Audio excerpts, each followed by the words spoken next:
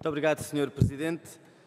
Senhoras e senhores deputados, o dia em que fazemos este debate é o mesmo em que foi revelado um estudo que aborda a discrepância entre a melhoria evidente dos indicadores de emprego em Portugal e as condições objetivas em que se encontram os novos contratos, as pessoas que são agora contratadas.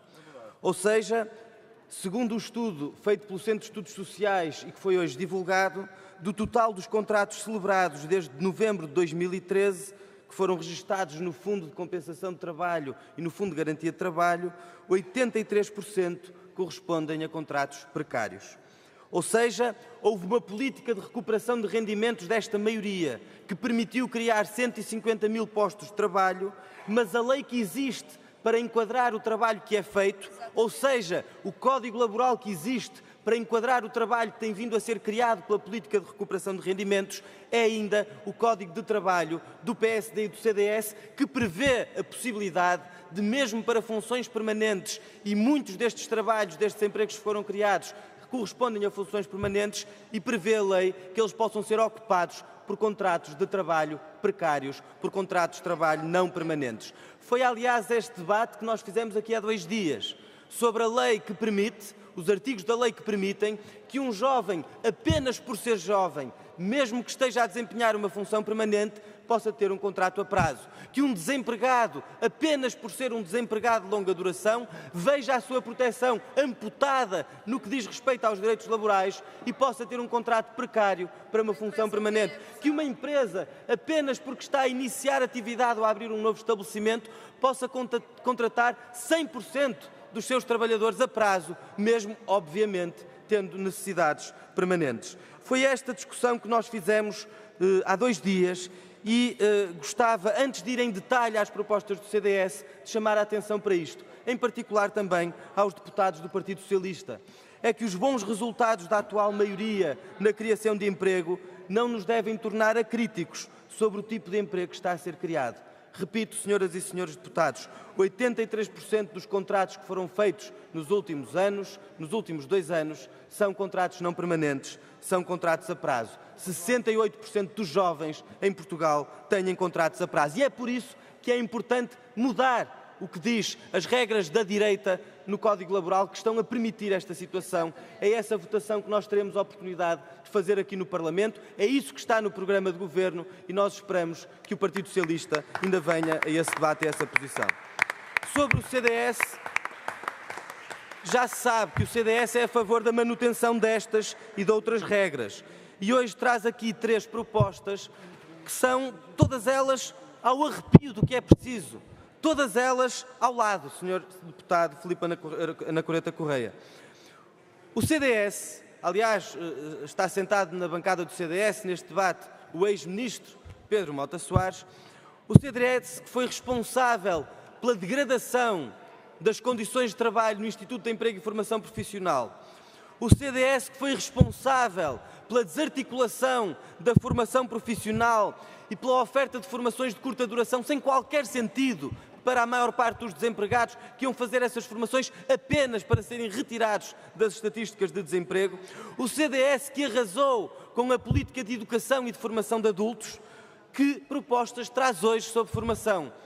Aumentar a oferta formativa pública, dotar de mais recursos o Instituto de Emprego e Formação Profissional, regularizar a situação de precariedade dos formadores do IFP, apostar no reconhecimento e validação de competências para fazer justiça a quem tem uma vida de trabalho e de aprendizagem, mas não tem essas competências formalmente reconhecidas, isentar de propinas os trabalhadores e estudantes. Alguma destas medidas? Nada. Nenhuma medida no campo da formação, a não ser um cheque de formação para permitir que recursos públicos sejam entregues a instituições privadas que fazem formação. Não faz nenhum sentido, Sr. Deputado. Era exatamente o contrário que nós precisávamos: reforçar o IFP, reforçar e dar condições de trabalho aos formadores do IFP, ter planos de formação que façam sentido para quem está desempregado ou para os trabalhadores que querem valorizar as suas competências, reforçar o reconhecimento e a validação de competências, reforçar a educação e a formação de adultos.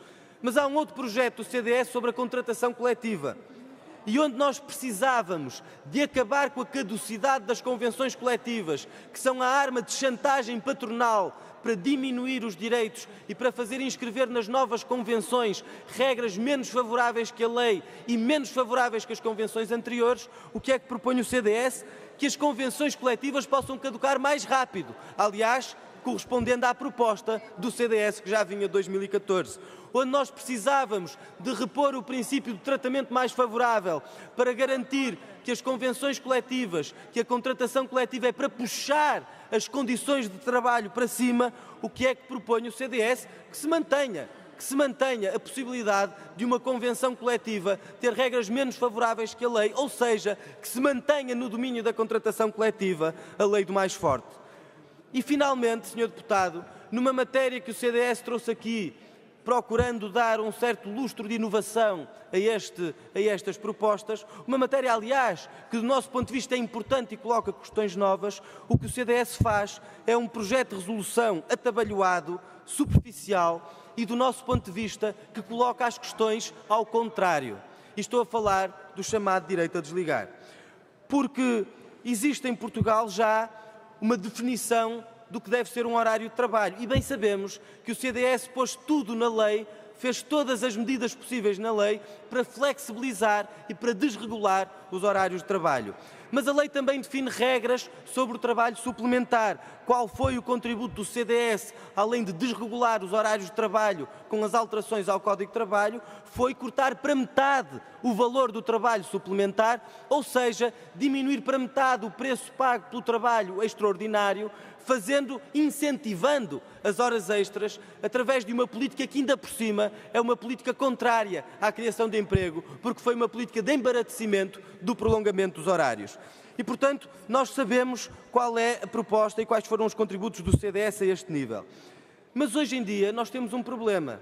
É que, além da desregulação dos horários promovida pela direita e além do embaraçamento do trabalho suplementar promovido pela direita, nós temos em Portugal uma situação em que os trabalhadores estão a trabalhar muitas horas extraordinárias e muitas vezes horas não remuneradas, e em que, com as novas tecnologias de informação e de comunicação, tem havido também novas formas de abuso, ou seja, novas formas de prolongamento informal do horário de trabalho, através das quais, por via de telemóveis, por via do e-mail, os trabalhadores são permanentemente solicitados e, numa lógica de hiperconectividade, estão permanentemente a ser solicitados para estarem conectados às solicitações das entidades empregadoras.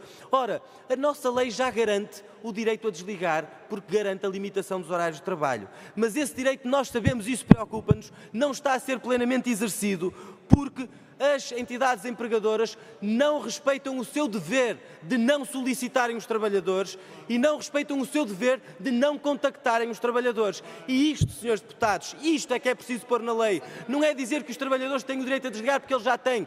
É colocar na lei, como o Bloco de Esquerda defende, e teremos um projeto para ser votado neste Parlamento, consagrar na lei o dever de desconexão profissional por parte dos empregadores. E mais, senhor deputado, não só consagrar na lei o dever de desconexão profissional por parte das empresas, ou seja, a obrigação de não contactarem os trabalhadores fora do horário de trabalho, como considerar que, quando as empresas não cumprem esse dever, que é um dever delas, das entidades empregadoras, nós estamos perante um fenómeno de assédio moral que deve ser punido como tal. E, portanto, não nos bastam recomendações ou pleonasmos sobre o que a lei já diz. É preciso nós sabermos onde é que está a raiz do problema, atacarmos a raiz do problema na lei e definirmos não apenas uma formulação legislativa que seja eficaz, mas também os modos de reprimir os comportamentos abusivos das empresas que estão hoje a colonizar o tempo de trabalho dos trabalhadores, sobretudo daqueles que vivem mais dependentes e com maior ligação às tecnologias de informação e de comunicação. Muito obrigado.